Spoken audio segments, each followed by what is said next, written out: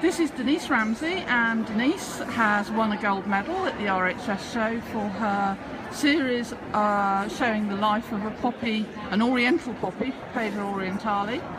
And Denise, tell me about how you came to do it and how long it took to do. Well, this series took about 18 months from the first concept. I knew when I started with the RHS and I'd been accepted, I knew I wanted to do something that was life to death, something beginning to end. I wondered about what subject that would be, and that was kind of the bit that took the longest time, was just deciding. Getting the right.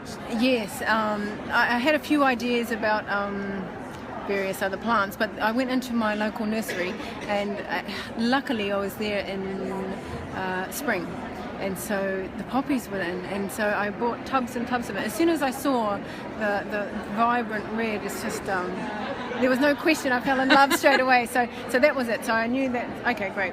I had my theme then. I had my poppy, I had my birth to death, but I didn't know how that would be yet. I just knew that was that, and so tubs came home, sat on my table outside. So how do you get started?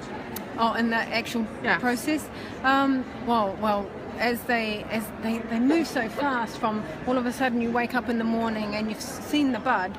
By the time you've made your coffee, little things have come off, and it started, and you're like, oh my God, I've got to really move on this. So I started doing lots of colour swatches and things, trying to get the colours right, different lighting, yes, and the vibrancy of, say, the newest poppy, and the deepness in the crevices and the little wrinkles and things like that. You know, you've got to kind of record all that. I make lots of notes, because normally working quite fast, I think, well, maybe that colour's not quite right, so I just adjust the notes and say it needs to be a bit more blue, it needs to be a bit more, and I name my blues, because you kind of know them pretty well by now, and then make other notes, and then I can kind of sketch a little bit more leisurely. I think the key is to get all the colour, and then I start photographing as well, lots and lots of photographs. To get the sequence. Just to get any detail that I know I won't be able to have access to once it dies. It's just, they move so fast.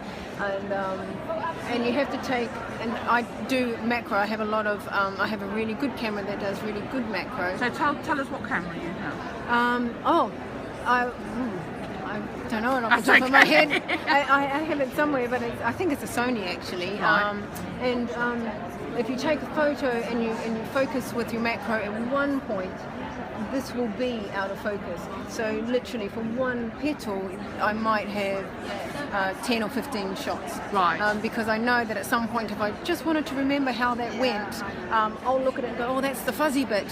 So that's the problem. So hundreds of files later, hundreds of photos later, I'll have that.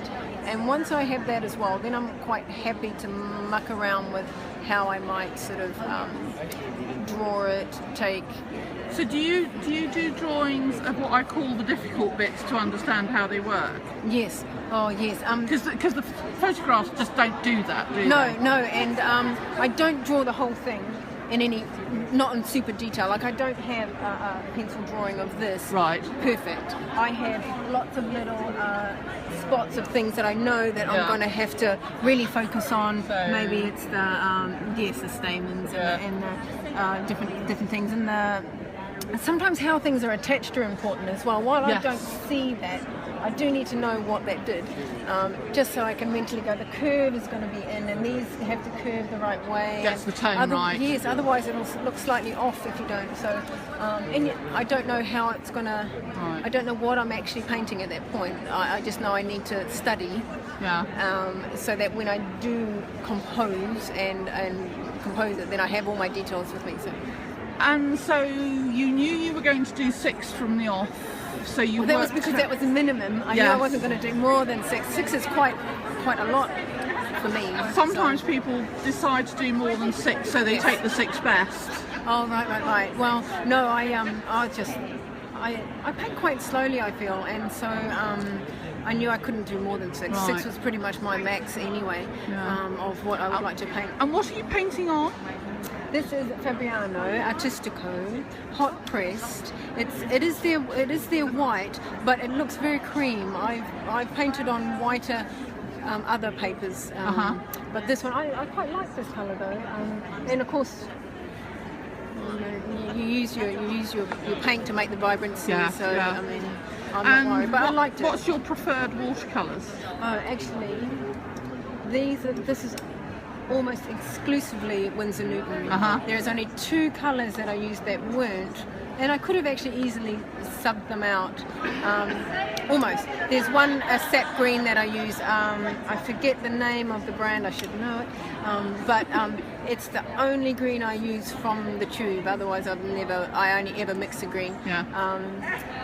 But it is quite a good starting green, that one. And then there was one that was called Dragon's Blood, and that was the other one that I used that wasn't, and it was in these shadows here, that wasn't from Winsor Newton, but otherwise exclusively I use as Winsor Newton.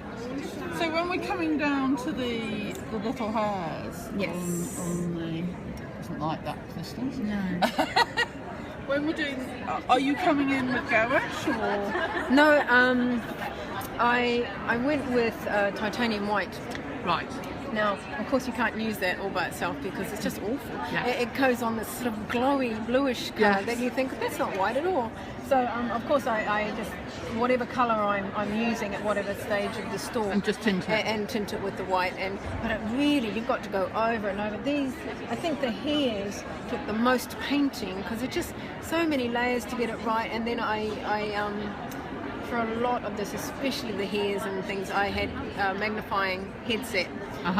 So I would, even these hairs are painted, one side of the hair is light and one side of the hair is dark. Oh my goodness. Because otherwise you're not going to get that. They're quite, that curve. They're just going to look like too flat. So and you were telling me earlier they're typically taking you about 2 months each. The big ones were, yes, not full time. Life gets in the way. You've got to do things, but so it's sort of about 2 months. It took about 8 hours just to transfer this image from my drawings and onto this paper, and that was about as long as I could handle. Really, I was like, wow, that was quite a drama, and I was ready to paint after that. So I was like, let's hurry up and paint, because my enthusiasm is to get the paint on there and start painting and finish the drawing later. I actually think about that quite often. It's like, can we just start? And that's when it's at the peak of my energy. So I like to try and just hurry up and get things going. I think this one's lovely. The one which is a view of poppies that we don't often see. In botanical paintings. We see it a lot in gardens, but not in botanical. I love this one. Well, and this is a little bit different because generally they all just fall off. All the petals just fall off really quickly, and for some reason a few of these stuck on this one, and I was like, "Ooh, that's good." And so, of course, not all of them stuck like this. That was my little bit of imaginings. And I had some others that fell down, and I'd pick them up and I'd place them so I drew it like this. But a couple of them did. Otherwise, they all just sort of dropped to the ground, and you're left with nothing but a stalk. And this area here is lovely. Yeah. Oh, thank you. Yes, that's Try and get the right focus. It's lovely. I do like that one, and kind of a little bit like a ballerina's skirt, That's what it reminded me of. Yes, others as well. It's almost like a ballet dancer. Yeah. I do like that. I do have some favourites. And I hear you were lucky that Shelley Sherwood. Dr. Sherwood. Yes, she was on the judging panel. Oh, right. And I did see her when I came in. We were sort of First all waiting. dibs.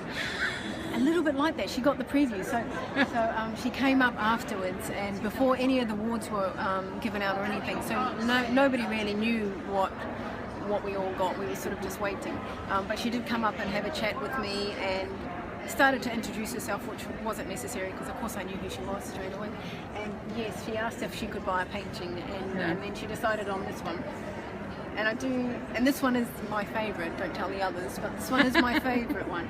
So I was really just over it and quite honoured that she would think that something of mine was worth putting in with her other That's pieces. great, which means inevitably at some point it'll be shown at Kew. Well, I would hope that there's something that she feels that this might go into. Oh my goodness, that would be just quite something.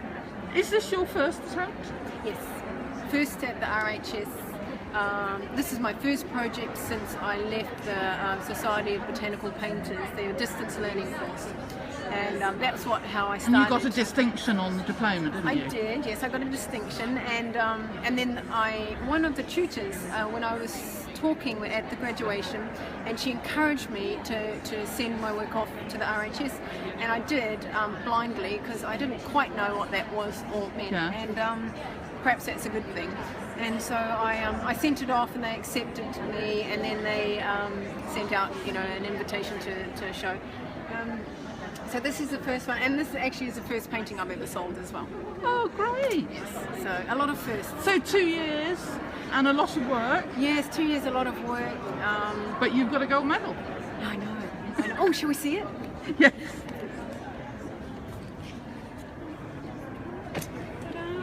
And here we have the gold medal. Yes. And also we have the other 3 paintings.